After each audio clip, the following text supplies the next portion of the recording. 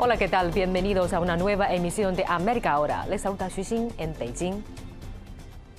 En el programa de hoy veremos los frutos de una iniciativa de reconciliación a través de la cual antiguos miembros de las FARC ejercen de guías turísticos de la explorante selva colombiana. Los visitantes pueden adentrarse en zonas que antes estaban vetadas, disfrutar de la belleza natural del país y conocer de primera mano las experiencias de algunos de los protagonistas de este conflicto que duró más de medio siglo. Y en nuestro segundo reportaje revisaremos el legado y la vida de Eva Perón y su lucha por la igualdad de derechos para las mujeres y los más desfavorecidos.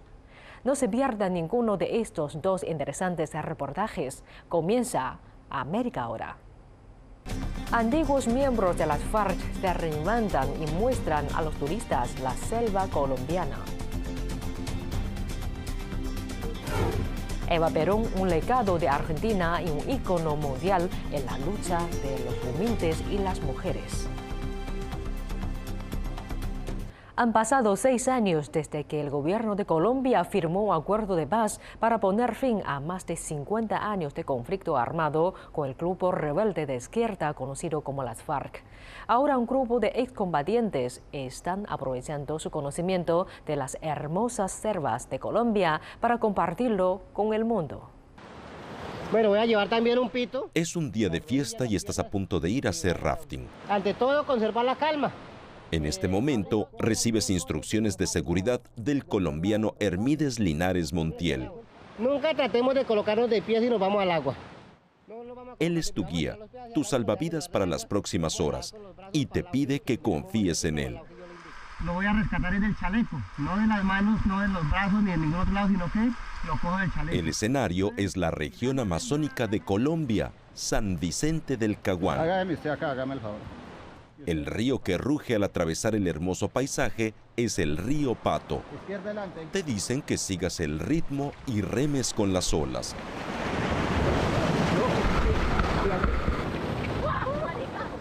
Pero ocurren accidentes y ahora dependes de Linares. Bueno, acabamos se llama rapelear en una piedra, entonces el bote quedó anclado. Ahí toca hacer toda una maniobra con una cuerda para poder primero. Hoy puede ser fácil creer que tu guía hará lo que se espera de él, pero para la mayoría de los colombianos, depositar su confianza en Linares hace 15 años habría sido poco probable. Vamos a entrar al museo. Aquí vamos a encontrar unas fotografías que son de más o menos el 70-80% de los combatientes que murieron en combate desde el 91. Ya de aquí es agua. Linares es un antiguo combatiente de la guerrilla de izquierda conocida como las FARC. Pero todo el que cogían en el Caquetá, lo primero que le metían era el delito de secuestro a los gringos. Ha formado parte del grupo durante 27 años de su vida. Estos turistas están en San Vicente del Caguán, conocido antiguamente como territorio de las FARC. Porque la gente por las noticias miraban, bueno, que un guerrillero, pero no saben por qué se volvió guerrillero. O sea, no tienen, digamos, decir, bueno, no, es que nació malo y se volvió y siguió malo, no. Es que uno no, de la noche a la mañana no tomamos la decisión de decir, es que ya mañana voy a ser guerrillero, ya no. Hay unas historias y hay unas consecuencias que nos llevaron a eso. Desde aquí se anima a muchos turistas a conocer un poco más sobre la historia de Colombia. Se trata de Caguán Expeditions, una empresa de ecoturismo dirigida por antiguos combatientes rebeldes. Súmele a eso la munición, súmele a eso el fusil. Los turistas son libres de hacer preguntas, con la esperanza de que esto ayude a humanizar a los hombres que una vez fueron considerados terroristas. Una brújula, una DP6, que nos sirve para orientarnos en el terreno. Cuando era estudiante de secundaria, Linares dice que comenzó a involucrarse en la política local impulsado por la agitación social en el país. Colombia estaba inmersa en un conflicto armado interno que duró más de un siglo. El activismo político de Linares le granjeó enemigos y su pertenencia al grupo guerrillero se convirtió en un lugar de refugio. Luchó contra el gobierno e incluso estuvo 12 años en la cárcel, una experiencia que, según dice, aún le persigue. Todo este intercambio es posible gracias a un tratado de paz firmado entre los rebeldes de las FARC y el gobierno colombiano en 2016. Con eso le estamos brindando a la gente, pues, digamos, como una forma de divertirse, de pasar un día diferente, de que tengan la oportunidad de dialogar, del diálogo, abrirse al diálogo. Yo creo que eso ya hace parte a una reparación y a un perdón.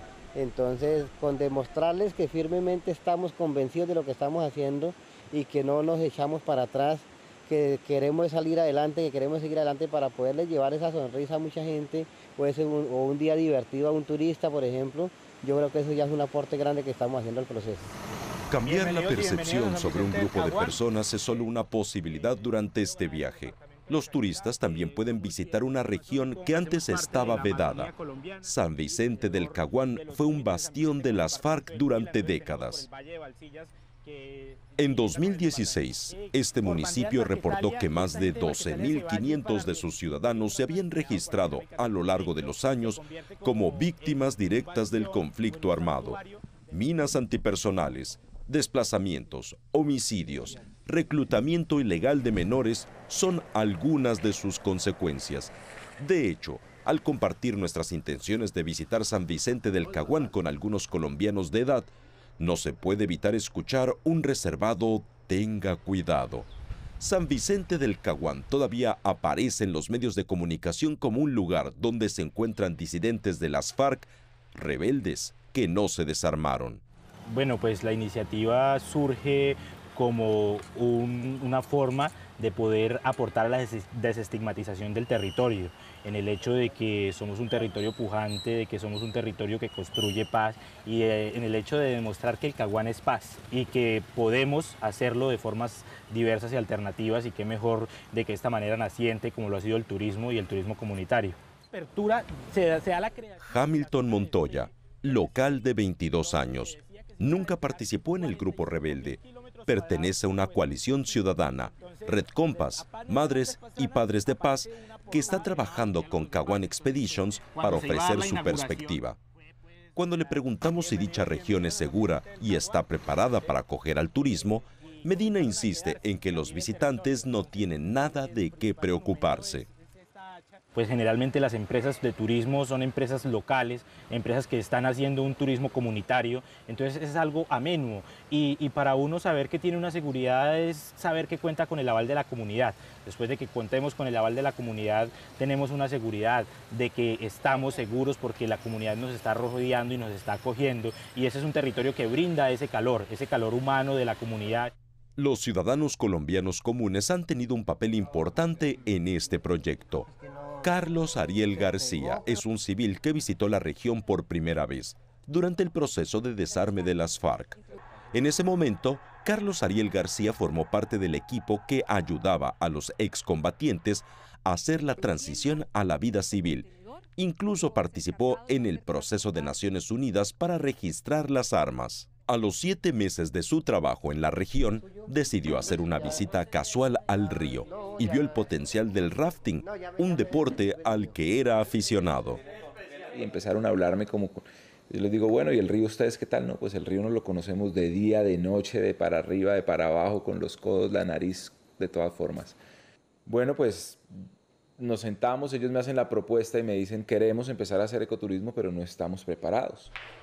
Los antiguos rebeldes necesitaban una formación como guías y una especie de mentor que les ayudara a iniciar el proyecto con los conocimientos legales y culturales sobre cómo abrir una empresa.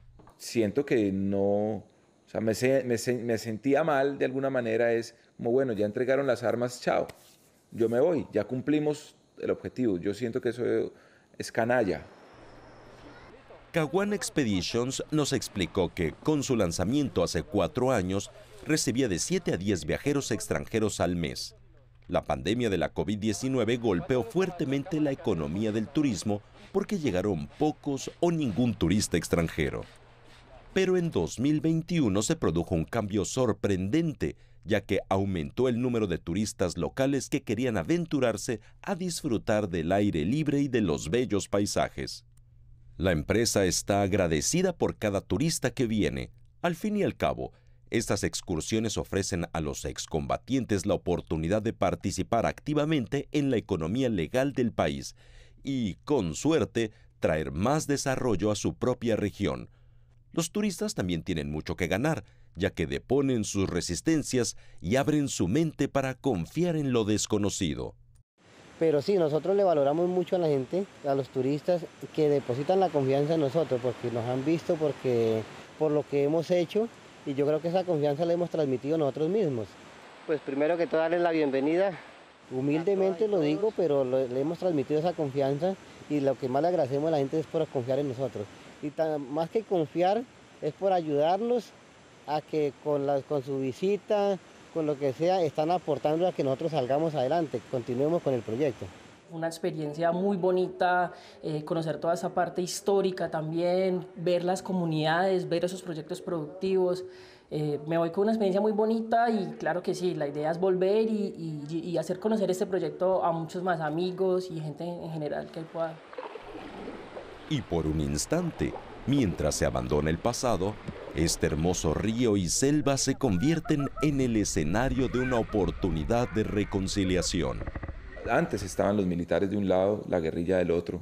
Hoy en día juntos bajan el río, ¿sí? Lo navegan en el mismo bote.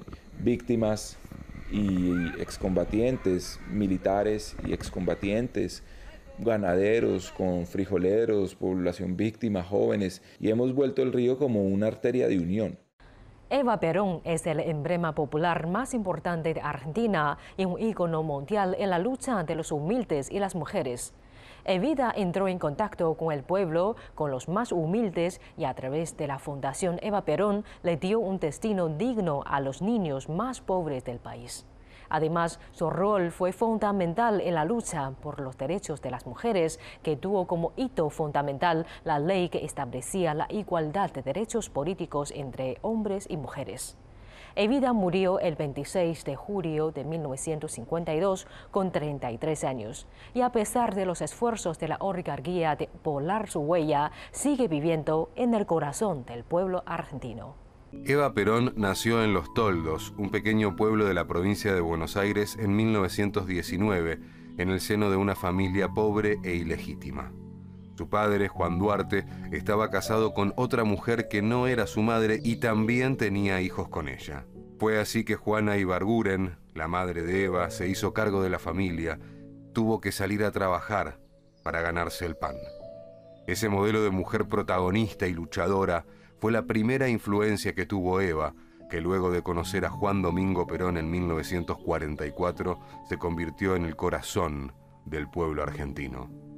Evita le dio a los y las más humildes no solo la posibilidad de tener nuevos destinos, sino también la dignidad de no agachar la cabeza ante los opresores. Mi nombre es Julia Rosenberg, soy historiadora y en el año 2019 escribí un libro llamado Eva y las mujeres, historia de una irreverencia, porque se cumplían 100 años del nacimiento de Eva y de alguna manera creímos que era una buena excusa la efeméride para volver a pensar un ícono, un personaje histórico de los más importantes de nuestra historia. Hay una escena bien interesante que narra la biógrafa de Eva Perón, Marisa Navarro, que cuenta que cuando muere Juan Duarte, el padre de Eva Perón era muy pequeña, quisieron ir al velorio con su madre y sus hermanos a despedirlo y la familia legítima les impidió acceder. Sin embargo, Juana se impuso y logró que por un ratito ella y sus hijos pudieran despedirse de su padre. Marisa Navarro destaca esta escena porque de alguna manera dice que es la primera escena en la cual Eva Perón sintió las injusticias, sintió ser parte de un margen, sintió ser excluida y que también sintió por primera vez la actitud que había que tener ante las injusticias. Es decir, la actitud que tuvo la madre, la de rebelarse ante esas injusticias. Que en el peronismo el ejercicio del poder casi siempre es bicéfalo, o sea, yo diría que siempre en cierto modo hay una bicefalía. E incluso el día de hoy, si tomamos el gobierno de Alberto, ahí está Cristina como vicepresidenta, nada menos, y hay esa cuestión bicéfala está presente, de hecho en ejercicio. Perón con Eva Perón en un principio, Perón con Isabelita, después también, podemos pensarlo así. O sea, la figura de la mujer siempre es relevante, siempre tiene una importancia sustantiva. Eva conoce a Perón a comienzos de 1944 debido al terremoto que hay en la provincia de San Juan, que deja miles de heridos. Perón en ese entonces estaba a cargo de la Secretaría de Trabajo y Previsión y Eva era una destacada actriz. Perón lanza desde la Secretaría una campaña para recaudar fondos para las víctimas de ese terremoto y Eva participó en tanto actriz de la recaudación de fondos para esas víctimas. Ahí se conocen en el Estadio Luna Park, se dice que fue la primera conversación larga que tuvieron y de ahí se fueron juntos. Y a las pocas semanas ya estaban conviviendo. A partir de ahí se formó una pareja que continuó hasta la muerte de Eva. Desde la Secretaría de Trabajo y Previsión, Perón había generado sobre todo un vínculo muy directo con el pueblo, con los sindicatos, con los trabajadores, intentando que se cumplieran los derechos laborales que hasta ese entonces eran casi nulos. Cuando Perón asume la presidencia, teniendo que encargarse de tantas otras tareas ejecutivas, quien toma su rol con el vínculo con los sindicatos, con los trabajadores, con los humildes, va a ser Eva Perón. Primero desde un lugar más inorgánico, haciendo tareas a su propia voluntad, y luego va a ser lo que 2 años después se va a consolidar con la creación de la Fundación Eva Perón a mediados de 1948. Ahí Eva va a tener un lugar muy destacado en lo que después se va a convertir en nuestro país en el Ministerio de Desarrollo Social. Es decir, se va a ocupar de aquellos sectores que no tenían ningún tipo de cobertura por parte ni del Estado ni de los sindicatos. Ahí va a tener sobre todo acciones respecto de entrega de medicamentos, respecto de creación de colonias de vacaciones, hogares para mujeres que habían quedado desempleadas y no tenían cómo mantener a sus hijos. Es decir, de la Fundación Eva Perón, Eva va a desarrollar toda una política para el pueblo de manera directa, algo que fue propio del primer peronismo. O sea, el ícono de Perón fue opacado por el ícono preponderante de Eva Perón. Hay motivos para que eso fuera así. Eva Perón, una mujer muy joven, se comprometió en la revolución de una manera absoluta, fanática. Ella se asumía como un soldado de Perón y fue mucho más allá, incluso mucho más allá de lo que se esperaba de cualquier militante, digamos. Entonces toda su vida fue absorbida por la tarea política. Ella estaba, digamos, abocada absolutamente, sobre todo a la cuestión de la felicidad y de la niñez. En nuestro país, la primera dama tradicionalmente hasta ese entonces se dedicaba fundamentalmente a lo que se da en llamar beneficencia, es decir, darle caridad, darle las obras a aquellos sectores que menos tenían, a los sectores humildes, desde una institución llamada en ese entonces Sociedad de Beneficencia. Eva Perón va a marcar un quiebre en este sentido con el rol tradicional de la primera dama, porque lo que va a proponer Eva Perón desde la Fundación Eva Perón no es un trato de caridad y de beneficencia para con los pobres, para con los humildes, sino por el contrario que primero va a establecer un vínculo directo con ellos, se los va a atender de manera directa, en su propia oficina los va a atender Eva, y además en los hogares que tenía instalados y en las instituciones que va a tener instalada desde la Fundación Eva Perón, ella va a tener una política en la cual va a decir que le va a dar el lujo que nunca tuvieron a los pobres. Ella va a decir, los pobres no merecen las obras de los que más tienen, sino por el contrario, a los pobres hay que darles lo mejor que tiene la sociedad argentina. Hay que nivelar para arriba, de alguna manera, ¿no? Ella puso el acento en algunas de las construcciones más increíbles desde el punto de vista de la política internacional, incluso como por ejemplo la construcción de ciudades para chicos, la ciudad infantil, fue su gran emblema, en la cual ella pensaba que los chicos más desventajados, los chicos más pobres, los descartados de la sociedad, ella los rescató, de hecho es lo que hizo, los rescató en esta ciudad en donde les daba todo, absolutamente todo lo que le habían faltado en su vida. O sea, las cosas que tenían los niños más ricos la tenían los niños más pobres en la ciudad infantil. Era una especie de emparejador, ¿no? Como de decir, bueno, a este chico que le faltó todo, el Estado se va a encargar de darle un nuevo destino. Sería algo que es absolutamente revolucionario y único en el mundo, creo, que es la redistribución de destinos. O sea, el chico destinado a ser pobre, a ser descartado, humillado por la sociedad, de pronto la Fundación le daba un nuevo destino, le otorgaba un destino de niño rico. El peronismo sobre lo que rechaza es la falta de reparto de la riqueza, es decir, la acumulación perversa del capital. Entonces hay una forma capitalista que asume también el peronismo. También por eso es polémico en ese sentido. Digamos, los socialismos tradicionales rechazarían esta idea. Sin embargo, el peronismo se apropia también de las formas del capitalismo y del goce que implica el capitalismo. Eso sería una de las claves, o sea, no rechaza, por ejemplo, la riqueza. Lo que hace Eva Perón es decir, bueno, participemos todos de este goce de la riqueza del capitalismo. Y esa es la ciudad infantil como pedagogía. Esa sería, digamos, la marca política que deja Eva Perón. Así es como deberían todos tener las mismas oportunidades. Las mejores escuelas, las mejores comidas, los mejores vestidos. Hasta 1947 en la Argentina las mujeres no formaban parte de la vida política. Habían estado excluidas hasta ese entonces. En 1947 se sanciona la Ley de los Derechos Políticos de las Mujeres, una ley que les permite y las habilita no solamente a votar, sino además a ser representantes políticas. El 9 de septiembre de 1947, el Congreso Nacional aprueba el proyecto de ley otorgando los derechos cívicos a la mujer. Perón apoya una inquietud mía que confieso que como mujer la llevaba muy profundamente en mi corazón y se cristaliza el voto a la mujer. Gracias a esa ley por primera vez van a pasar a ser diputadas y senadoras mujeres. Para esto, en 1949, Eva crea el Partido Peronista Femenino. Un caso único en el mundo para ese entonces. Lo que se solía hacer era, aquellos que querían integrar a las mujeres de alguna manera, era crear una rama femenina. En el peronismo y con Eva Perón la decisión fue bien distinta, crear un partido en igualdad de condiciones entre los hombres y de las mujeres. El Partido Peronista Femenino buscó un despliegue territorial por todas las provincias argentinas, buscando incorporar a las mujeres a la política, empadronándolas y entregándoles la libreta cívica para que pudiesen votar. Así, Eva Perón creó la herramienta política que es este Partido Peronista Femenino, a partir del cual las mujeres ingresaron de manera masiva a la política. Eran mujeres que no pertenecían a una élite letrada, como solía suceder con el feminismo a lo largo de la primera mitad del siglo XX, sino que la intención de Eva a partir del Partido Peronista Femenino fue incorporar sobre todo y especialmente a las mujeres trabajadoras y a las mujeres humildes a la política. Es el Partido Peronista Femenino el que permite, a partir de una elección que hay en 1951, que ingresen al Congreso Nacional las primeras diputadas y senadoras mujeres. Entran en total más de 100 mujeres entre el Congreso Nacional y los congresos provinciales. Desde que Eva Perón comenzó su vínculo personal con Perón, distintos sectores de poder comenzaron a criticarla. Primero por ser de clase social humilde, por ser de origen ilegítimo, por ser actriz. Diferentes cuestiones se sumaron para que se convirtiera en el ojo de las críticas de los diferentes sectores de poder. Desde antes de ser presidente Perón incluso, ya se la criticaba por diferentes cuestiones, con que había tenido que tener algún tipo de relación sexual para llegar a tal lugar, o por su vestimenta, o por ser una mujer de origen humilde que ahora vestía con la casa Christian Dior.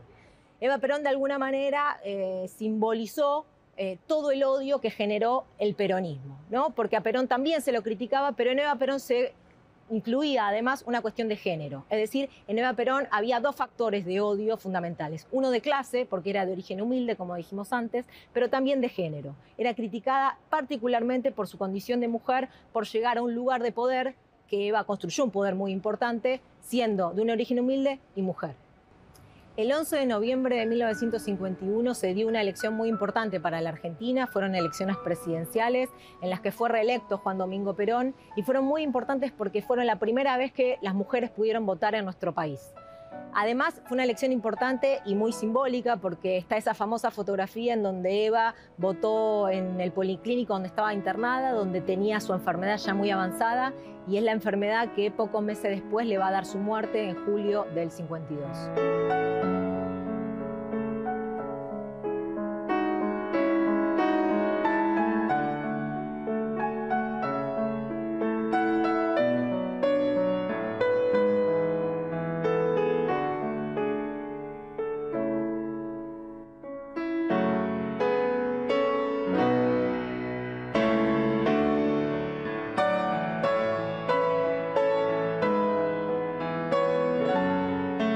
Su muerte fue muy trágica para el país y para el movimiento peronista en particular. Fue velada por varios días hasta principios del mes de agosto. En su velorio hubo colas interminables de personas llorándola, queriendo verla por última vez. Y a partir de ese entonces el gobierno peronista se vio golpeado en su gestión, en su ritmo, porque Eva Perón evidentemente tenía a su cargo una tarea enorme y muy fervorosa, que Perón intentó suplir, pero a cargo de la presidencia no pudo hacerlo, con lo cual de alguna manera el gobierno peronista sintió el golpe de la muerte de Eva Perón en un desacelere en su gestión, obviamente también por una crisis económica externa, pero fundamentalmente por el golpe que generó la muerte de una de las principales líderes políticas en ese momento. Con la presencia del peronismo siempre está la promesa de felicidad, y la que encarna esa idea de felicidad siempre es Eva Perón. O sea, Eva Perón llega a digamos, el ícono de Eva Perón tiene también un costado religioso, de creencia, tiene que ver con los cuidados de la Virgen María, tiene que ver con la sexualidad de Venus, cuando está con el pelo suelto. O sea, es la chica sensual revolucionaria, es Juana de Arco en un punto. O sea, uno puede poner todos los íconos de Occidente de la historia y los puede resumir en el ícono de Eva Perón. Tiene todas las capacidades, la gran revolucionaria, la que va a prender fuego todo, porque Eva Perón decía cosas como que con las cenizas de los traidores construiremos la revolución justicialista. O sea, algo terrible. Eso tiene que ver con Kali, con la diosa Kali hindú, que destruye para poder armar algo nuevo. Eva Perón también quería destruir, arrasar con la ciudad blanca, capitalista, y hacer una ciudad justicialista. O sea, todo eso está dentro del ícono de Eva Perón, y eso es muy fuerte. Por eso a escala mundial es uno de los grandes íconos. Si pensamos bien, ¿qué permanecen a escala mundial como íconos políticos pregnantes realmente? Si vamos a ser gruesos, digamos, hay dos. El Che Guevara y Eva Perón, los dos son argentinos y los dos son jóvenes que se sacrificaron, cuerpos jóvenes que se entregaron a la revolución, a un evento que los superó y en los cuales gastaron su vida. O sea, no tuvieron un goce personal, todo lo entregaron como diría Shakespeare, ¿no? la libra de carne. O sea, tengo mi cuerpo, lo entrego a la revolución. Eso es el Che Guevara, es inviolable. El Che Guevara crece y crece, y más allá de que uno sea marxista o no sea marxista, va a seguir en una camiseta en algún lado, porque es un emblema del tipo que ¿quién puede criticar al Che Guevara, ¿no? Por más que no estés de acuerdo con sus ideas, pero mira lo que hizo. Y con Eva Perón pasa algo parecido. A partir de la muerte de Eva Perón, las mujeres del Partido Peronista Femenino siguieron conquistando espacios hasta la llegada del golpe de Estado de 1955, cuando el peronismo fue proscripto y la gran mayoría de las mujeres que había participado siendo diputadas y senadoras fueron presas por esa dictadura. A partir de ese entonces se generó un intento de silenciamiento sobre la figura de Eva Perón y sobre las mujeres peronistas en general, silenciamiento que recién se va a empezar a romper en la década de los 70, cuando los movimientos juveniles de la izquierda revolucionaria del peronismo retomen la figura de Eva Perón como una figura revolucionaria, como una figura de izquierda y como una figura que de alguna manera marcaba el rumbo dentro del peronismo hacia los sectores más de izquierda. Luego en los 90 Eva Perón va a tener otra resignificación, fundamentalmente bajo la figura de Madonna y la película de Alan Parker, en donde muestra una Eva más cercana a las críticas que se le hacían en ese entonces, es decir, una Eva ambiciosa de poder, superficial, que poco tenía que ver con lo que Eva había sido efectivamente durante los años en que fue una líder política, ¿no? Finalmente, en los años del kirchnerismo, Eva es rescatada nuevamente como política de Estado, ya que se la pone en el billete de 100 pesos y además se arma en la avenida 9 de Julio, en el edificio, un doble retrato de Eva Perón que de alguna manera es imposible de no ver. Y es muy interesante que en los últimos años está habiendo una especie de relectura de la figura de Eva Perón, como decíamos, desde los sectores del feminismo, porque de alguna manera lo que muestran estas nuevas preguntas hacia el pasado que impone el feminismo es que Eva Perón fue una figura central en la historia argentina, no solamente porque permitió los derechos políticos de las mujeres, no solamente de votar, sino también de ser electas, sino además porque permitió un ensanchamiento en la agenda de los derechos de las mujeres, yendo hacia aspectos más económicos, laborales, sociales y culturales.